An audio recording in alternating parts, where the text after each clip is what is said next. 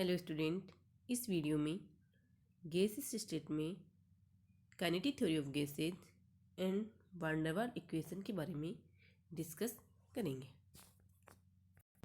गैसों को दो भागों में डिवाइड किया गया है। फर्स्ट है आइडियल गैसेज एंड सेकंड है रियल गैसेज। आइडियल गैसेज वे गैसेज होती हैं जो गैसेज लॉ जैसे बॉयल्स लॉ, चार्ल्स लॉ आदि को फॉलो करती हैं, तथा रियल गैसेज वे गैसेज होती हैं जो हाई प्रेशर तथा लो टेम्परेचर पर गैसेज के लॉज का पालन करती हैं।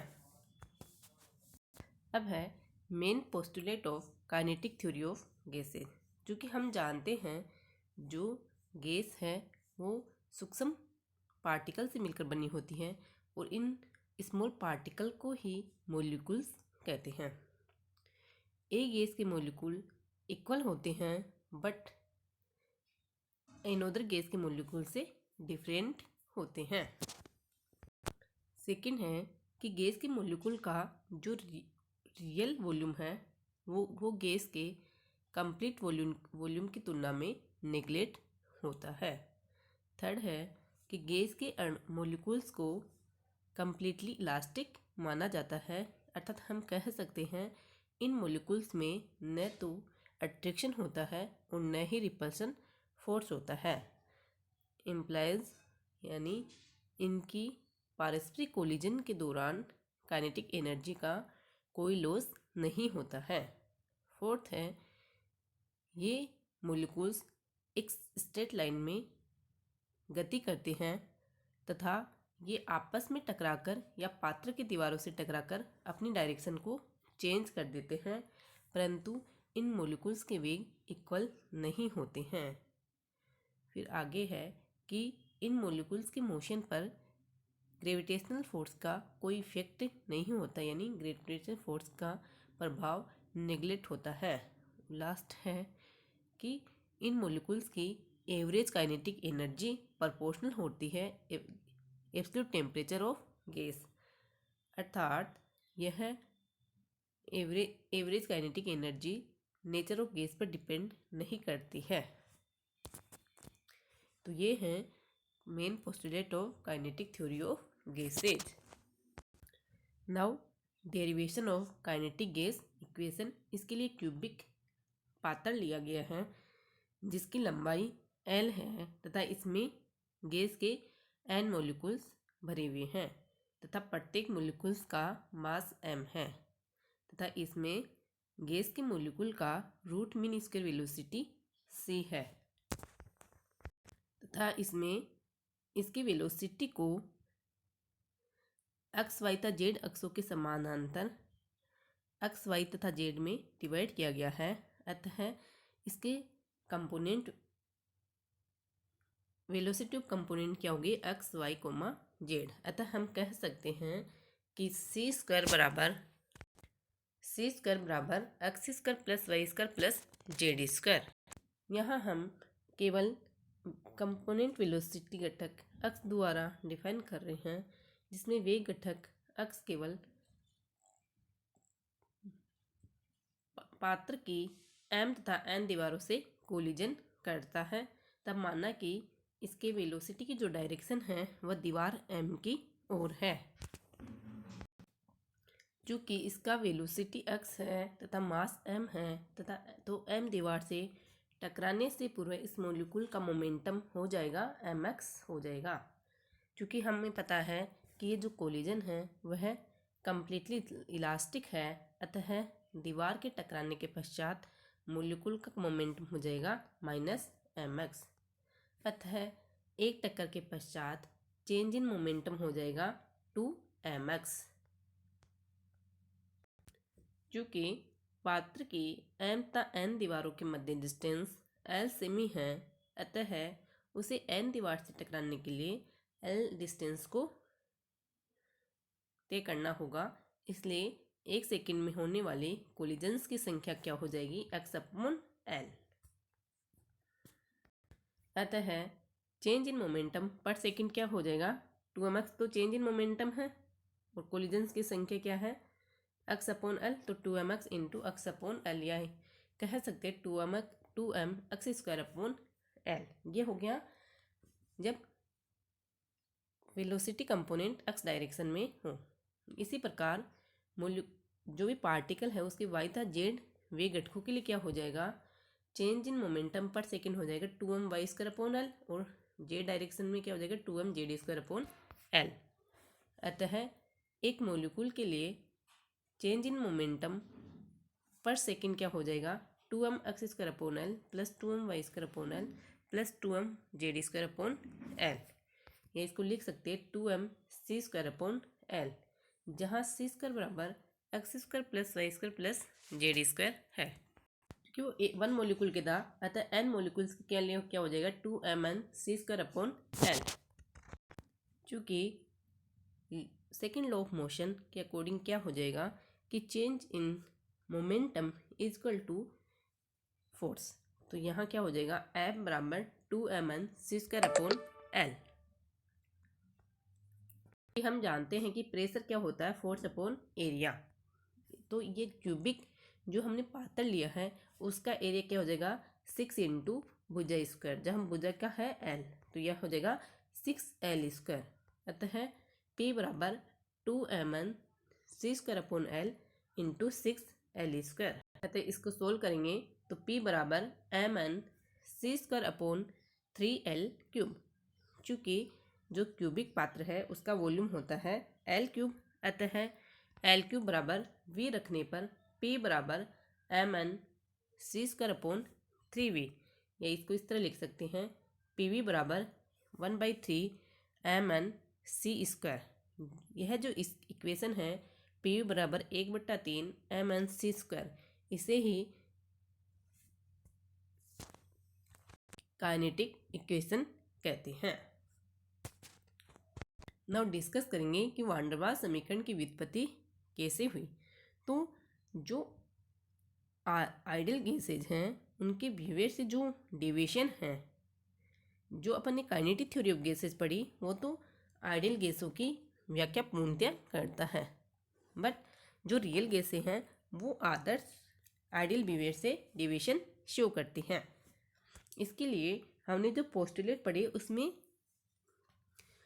कुछ इम्प्रूवमेंट हुआ है। तो फर्स्ट है कि जो गैस के मोलिक्यूल्स का अपन ने वॉल्यूम माना कि ये ना वो कंप्लीटली वॉल्यूम की तुलना में क्या होता है नेग्लेक्ट होता है।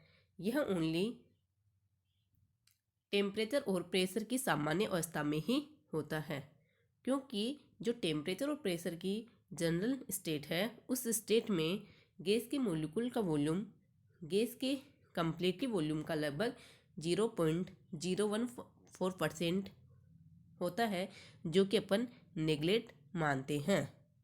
परंतु जैसे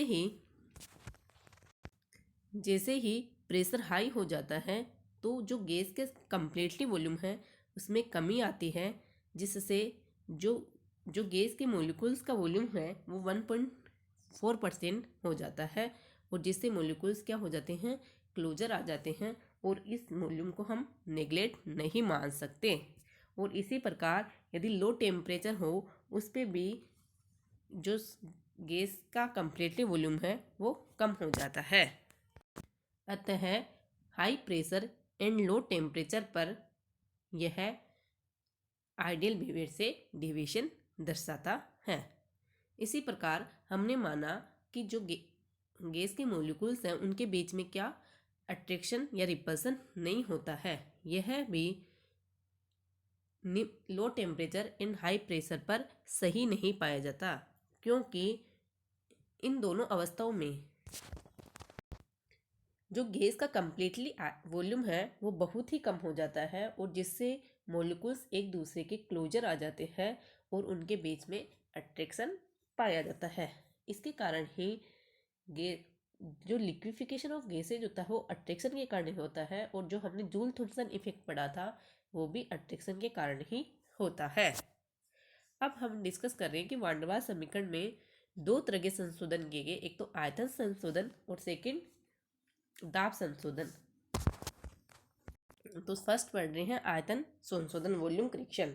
तो वॉल्यूम करेक्शन में माना कि 1 मोल गैस का कुल वॉल्यूम क्या है? V है।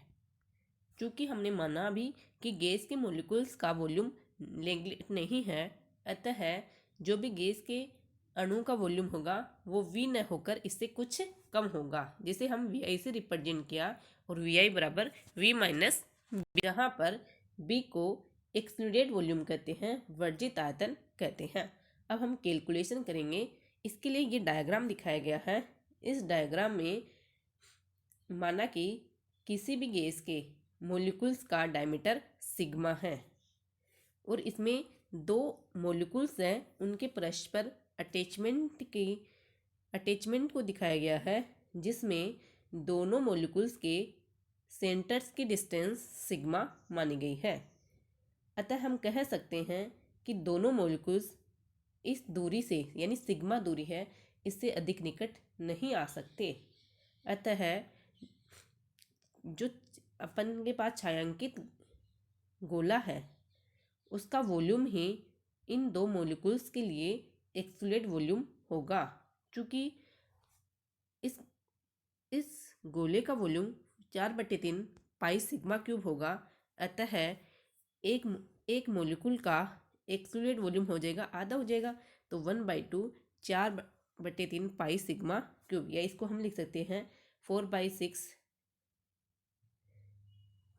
Pi sigma cube.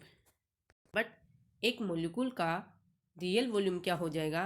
4/3 pi sigma by 2 cube, क्योंकि सिग्मा क्या है? डायमीटर है, तो रेडियस क्या हो जाएगी? Sigma by 2। इसे हम लिख सकते हैं 1/4 4/6 पाई सिग्मा क्यूब। अतः समीकरण 1 व 2 से एक मॉलिक्यूल का एक्सक्लूडेड वॉल्यूम बराबर 4 इंटू मॉलिक्यूल का रियल वॉल्यूम, या अर्थात इसको 4 इंटू 1/4 4/6 पाई सिग्मा क्यूब। अतः एक मोलिकुल्स का एक्सक्लूडेड वॉल्यूम क्या हो जाएगा? 4n into 4/3 pi sigma by 2 का क्यूब। अब जो ये एक्सक्लूडेड वॉल्यूम है, इसी को ही B से रिप्रेजेंट किया, तो B बराबर 4n 4/3 पाई सिग्मा बाई 2 का क्यूब, जहाँ n एवोगाद्रो नंबर है। इस प्रकार वॉल्यूम करेक्शन की गणना की जा वॉल्यूम करेक्शन में एक्सक्लूडेड वॉल्यूम की गणना कर सकते हैं।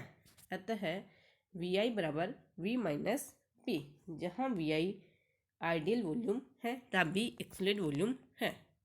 Now pressure correction intramolecular attraction forces के कारण होता है। ये डायग्राम दिखाया गया है। इसमें जो बिंदु A है, मोलिक्यूल A है, ये मोलिक्यूल A है, इस पर चारों डायरेक्शन से फोर्स लग रहा है, जिससे इस पर रिजल्टेंट फोर्स है वो 0 हो जाता है। बट बिंदु B पर पीछे की ओर खिंचाव अनुभव होता है।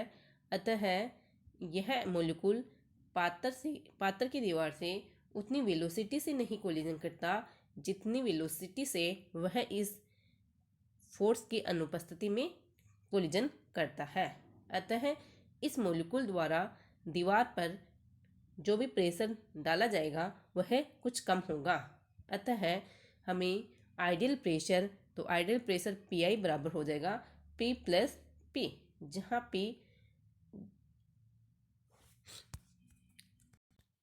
जहाँ P प्रेशर में उत्पन्न कमी है। अतः इस प्रकार के अणु जो कि B जैसे हैं, उन पर लगने वाले खिंचाव के कारण प्रेशर में उत्पन्न कमी इन 2 कारकों पर निर्भर करेगी। फर्स्ट है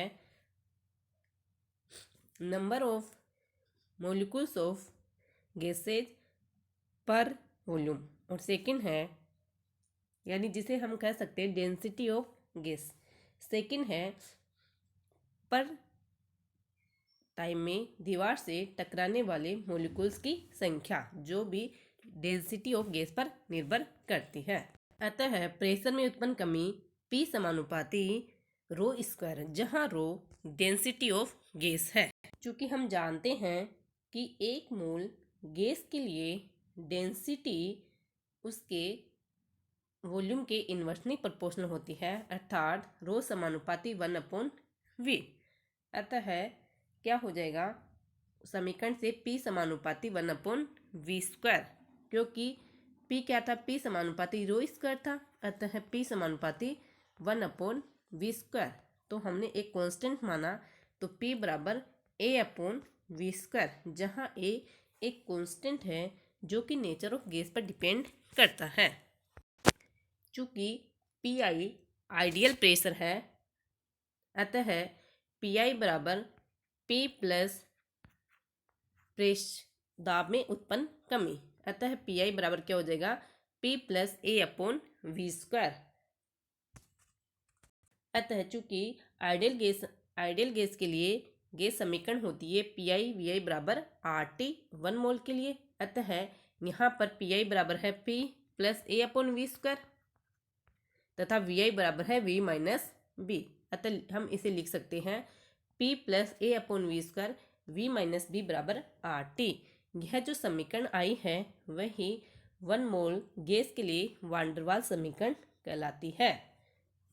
यदि इस गैस की हम n मोल लें तो जो एक्सक्लूडेड वॉल्यूम होगा वो NB होगा, तथा जो भी हमने प्रेशर क्रेशर के द्वारा प्रेशर में उत्पन्न कमी को ज्ञात किया है वो क्या हो जाएगा, वो हो जाएगा P समानुपाती N/V², या उसको लिख सकते हैं P बराबर AN²/V²।